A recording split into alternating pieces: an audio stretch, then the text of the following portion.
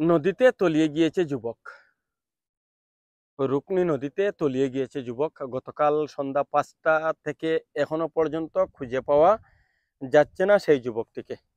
আমরা এখানে কিছু আলামত সেটা থেকে তারা অনুমান করছেন যে সেই যুবক নদীতে তলিয়ে গিয়েছে। এই তার লুঙ্গি স্যান্ডেল এখানে নদীর তীরে রয়েছে।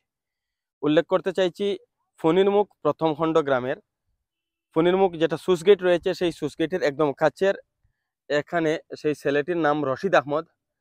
তাকে সাবির হিসাবে পরিচিত, বয়স 19 বছর। সে শারীরিকভাবে অক্ষম।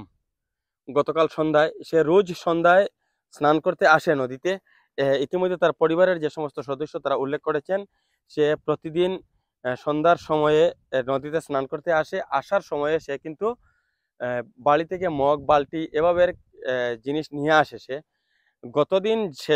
গতকালকে যখন সে স্নান করতে আসে এখানে, সে ঠিক সে সময়ে তার সাথে কিন্তু মগ বা বালতি এভাবে জিনিস সে নিয়ে এসেছিল। এখানে আরেকটি উল্লেখযোগ্য যেটা বিষয় সেটা বলতে চাইছি, এই যেটা ঘাট, এখানে কিন্তু এই এলাকার বেশ কিছু মানুষ এই একটি ঘাট ব্যবহার করেন। এই ঘাটে তারা কিন্তু স্নান করা বা অন্যান্য যে সমস্ত প্রয়োজন রয়েছে তারা সেই নদীর ঘাটে করে থাকেন। এখানে আরো একটি উল্লেখযোগ্য যেটা বিষয়, অঞ্চলের যে সমস্ত মানুষ তাদের কিন্তু পানীয় জল থেকে শুরু করে দৈনন্দিন জীবনের সবকিছুতেই কিন্তু এই রুকনি নদী নির্ভরশীল তাদের জলের উৎস হিসাবে। তো এখানে গতকাল সন্ধ্যায় সে যখন আসে তখন ঘাটে কিন্তু কেউ ছিলেন না, একা ছিল সে। আর সেই একা থাকার সময়ে সে এখান থেকে নিখোঁজ হয়ে যায়।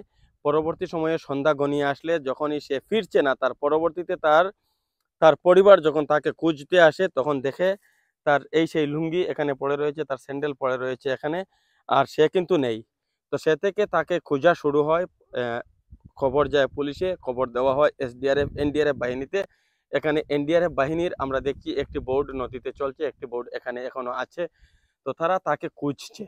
এখানে এনডিআরএফ সম্বন্ধে আমি একটা কথা বলতে চাইছি যে ছিলেন, আমরা দেখেছি এসডিআরএফ বা এনডিআরএফ বাহিনী নদীতে নামে, তারা নৌকা চালায়।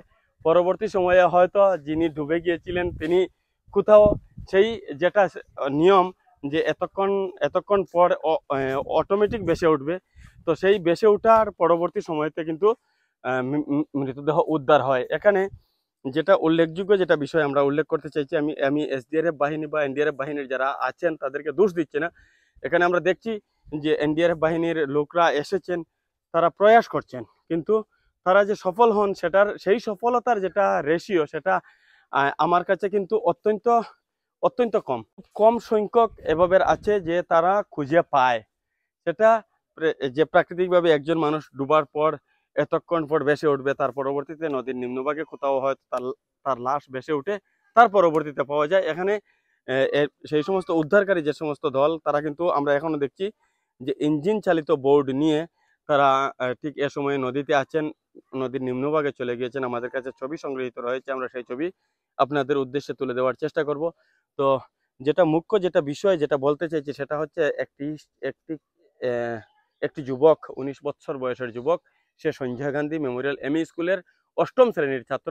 আপনারা বয়স 19 হলেও সে শারীরিকভাবে অক্ষম, সেই হেতু সে তার পড়াশোনা, সে কিন্তু যেটা মানসিক যেটা বিকাশ, আমরা ইতিমধ্যে যে বিষয়টি উঠে এসেছে সেটা আমরা যতটুকু অবগত হয়েছি, সে পূর্ণ বিকাশ, মানসিকভাবে সে সম্পূর্ণ সুস্থ, শারীরিকভাবে সে অক্ষম।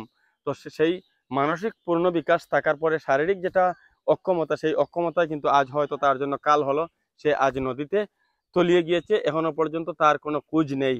তো আমরা তার পরিবারের সহিত কথা বলেছি, তার বাবার বক্তব্য আমাদের কাছে রয়েছে, আমরা সে বক্তব্য আপনাদের উদ্দেশ্যে তুলে ধরছি।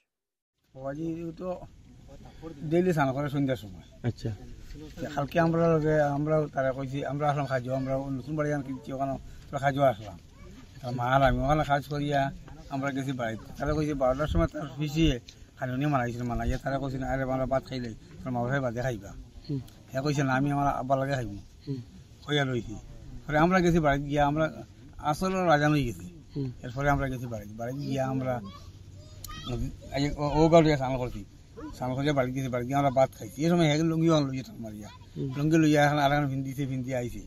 আইয়া একটা সালান নামিছি ইনো বেয়ার মানুষ থাকুন সব সময় বেশ মানুষ থাকুন ইনো কোনো সময় জায়গা খালি থাকে না ও গাটো ও গাটো সব সময় ইনো ওগুলো মানুষ থাকুন আচ্ছা আমরা মনে করছি তো মানুষ আসল বাইনো ও ঘরে আমার মামা আসলে কষ্ট করে দিচ্ছে সবাই গরু ছাগল আমরা ভালো করি এটাও ভালো করলা মানুষ আনতে হেতু গোসল করে আইব মানে জায়গা তো ও যখন হাতে জল আসলো চলে গেল না জল আসলো আচ্ছা তখন না আমি গোসল করে আইব ওই আমরা ভাত খাওয়াত লাগে দিয়ে দিয়ে গোসল করার আমরা কিতা যেন হইলে আর তারে আর খেয়াল করি না আচ্ছা মনের মাঝে খেতে একটা বাবা আইছিল ডেইলি আমরা তারা খুঁজিয়ে নেই কিন্তু খাল করে তারা নিতাম তাই কিলে একটা আইছে এরপরে বাদ খাইয়া তার মায়ে কইলে আমার তুমি যাও তাই গেলেও যে না বায় না আমি আইয়া ও বাড়িগুলো না আইয়া আমার মনে কিতা একটা বাবা আইয়া আমি আবার ঘুরে যাই দুইবার আইলাম দুইবার গেলাম ঘুরিয়া তারা আর খুঁজেই না আইয়া এরপরে আমার বাচ্চা গরু ভালো করে সে বাড়িতে গেছে গেল ওই বেলা সাবিরে গেছে বলে না বলাবা তাহলে স্যান্ডেল আর জোর লুঙ্গি যে দেখা রয়েছে হে তো না সে বাড়িতেই ছিলাম বলে না ও তো আমরা দৌড় খুঁজে দেবো ও দৌড়াইয়া ইয়া সব আইয়া আমার তার নানি বাড়ি দেবো না কিনারে তার নানি বাড়ি লিয়া থাকলে আমার মানুষ সব মানে লেখা লাগে করে টোকা টোকা করিয়া ও নাই নাই নাই নাই ও আবো তো নাই তো এখনো পর্যন্ত এখনো মানে তার তার পুরা নামটা কিটা তারপরে নাম রশিদ আহমদ লস্কর ডাকিতা সাবির ডাকলে সাবির আহমদ বয়স কত তার তার 19 হয়ে গেছে 19 বছর হয়েছে সে কোন ক্লাসে পড়িত 9